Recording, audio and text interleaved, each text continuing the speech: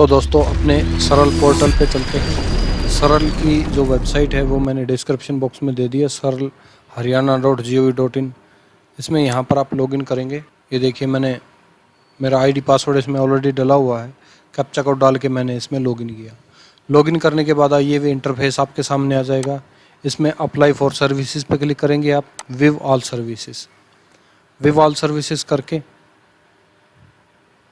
आप search box में birth लिखेंगे। बर्थ लिखते ही आपके सामने चौथे नंबर पर application for birth, application for issue of birth death non availability certificate NAC, इस पे आप क्लिक करेंगे। जैसे ही आप इस पर क्लिक करते हैं आपके सामने इस तरह का इंटरफेस ओपन हो जाता है और ये फार्म आपने अब अप्लाई करना है। फार्म अप्लाई करने के बाद आपने इसको सबमिट करना है। तो चलिए इस फार्म को भर लेते हैं, क्या क्या इसमें भरा जाएगा। तो ये फॉर्म आपके सामने खुल जाता है। आपको इवेंट में सेलेक्ट करना है birth for the birth certificate and death for the death certificate. आपको बर्थ सर्टिफिकेट बनाना है या डेथ बनाना है, उसके हिसाब से आप इसको चूज़ कर सकते हैं। जैसे मैं बर्थ का एग्जांपल ले लेता हूँ। बाईलिंगुअल का मतलब होता है इंग्लिश एंड हिंदी दोनों लैंग्वेजेस में ये आपका सर्टिफिकेट बन के है। उसके बाद इसमें सेलेक्ट करना है ईयर ऑफ बर्थ, कौन से साल का बर्थ है। उसके बाद मंथ एंड डे, ये दोनों ऑप्शनल हैं, लेकिन आपने ये अगर अवेलेबल हैं तो ये भरने हैं। उसके बाद यहाँ पर डेट ऑफ रजिस्ट्रेशन, इसको आप छोड़ सकते हैं। उसके बाद नीचे आ जाता है details of event, details of place of event, किस जगह पर इवेंट हुआ, मतलब बर्थ किस जगह पर हुआ। ये एक इम्पोर्टेंट फील्ड है दोस्तों, इसको आपने बड़े ही ध्यान से जो है ना भरना है। प्लेस ऑफ अकरेंस, कहाँ पर जन्म हुआ बच्चे का। डोमिसाइलरी, घर पर। आगे दिया हुआ है इंस्टीट्यूशनल, संस्थानिक।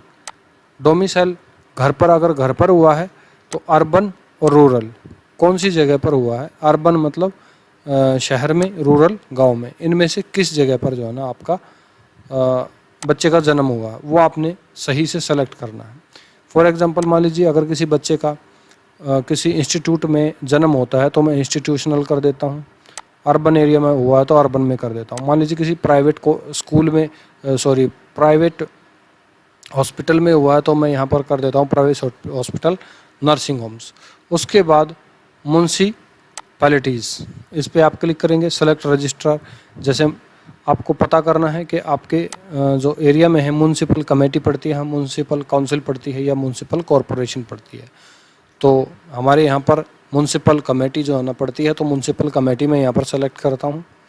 उसके बाद इसमें हमने डिस्ट्रिक्ट सेलेक्ट करना है, किस डिस्ट्रिक्ट में म्यूनसिपल कमेटी जो है ना आपकी है। उसके बाद प्लेस ऑफ बर्थ, बच्चे का जन्म कहाँ हुआ, हिंदी में और इंग्लिश में, पहले इंग्लिश में फिर हिंदी में, दोनों में टाइप करना है। उसके बाद टाउन नेम, किस शहर में हुआ, वो भी आपने इंग्लिश में और हिंदी में दोनों में, और पुलिस स्टेशन। ये सारे फील्ड्स हम भर लेते हैं एक बार। तो ये देखिए दोस्तों, हमने ये फील्ड्स जो थे वो हमने सारे फिलअप कर लिए हैं। उसके बाद जो नेक्स्ट डिटेल्स हैं वो हमने भरनी है।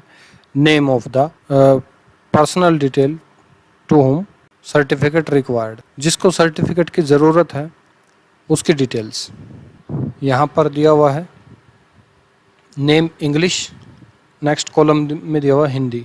तो ये सारी चीज़ें आपने इंग्लिश और हिंदी दोनों में जो है ना फिलअप करनी है। नेम के बाद जेंडर, जेंडर के बाद फादर नेम, फादर नेम के बाद मदर नेम, मदर नेम के बाद ग्रैंडफादर नेम, हिंदी में एंड नेक्स्ट कॉलम में इंग्लिश में, दोनों में आपने फिलअप करने हैं। उसके बाद परमानेंट एड्रेस, परमानेंट एड्रेस में आपने आधार कार्ड में से एड्रेस देके फिलअप करना है। उसके बाद मोबाइल नंबर, जो कैंडिडेट का मोबाइल नंबर है वो आप इसमें फिलअप करेंगे। उसके बाद एप्लीकेंट नेम, मतलब जो एप्लीकेशन दे रहा है उसका नाम। ये बच्चे का माँ बाप पिता कोई भी हो सकता है रिलेटिव, वो एप्लीकेंट में आ जाएगा। उसके बाद एप्लीकेंट का एड्रेस, जो एप्लीकेंट का एड्रेस है वो आप इसमें एप्लीकेंट का एड्रेस डालेंगे। उसके बाद टोकन नंबर दे के इस फार्म को सबमिट कर देंगे। उसके बाद टोकन नंबर और नीचे जो वेरिफिकेशन वर्ड है वो इसमें डाल के आप अप्लाई करके इसको सबमिट कर देंगे। दोस्तों हमने पूरा फॉर्म फिलअप कर लिया है। फिलअप करने के बाद ये देखिए, ये है क्रम संख्या, बच्चे का ऑर्डर, कौन से नंबर का बच्चा है वो इसमें आपने डालना है।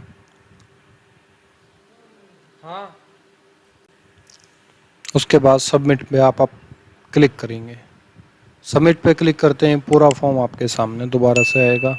आप इसको ध्यान से चेक कर लीजिए, कोई मिस्टेक अगर है तो आप यहाँ से बैक करके इसको जो है ना दोबारा ठीक करके अप्लाई कर सकते हैं। अगर आपका फॉर्म बिल्कुल सही है तो आप आगे बढ़ सकते हैं।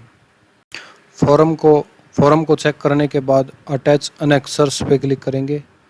उसके बाद आपके पास जो बच्चे का पिता है या बच्चे की माता है, उसका किसी का भी आधार कार्ड आपने सिस्टम में स्कैन करके रखना है और उसको इसके साथ अटैच कर देना है।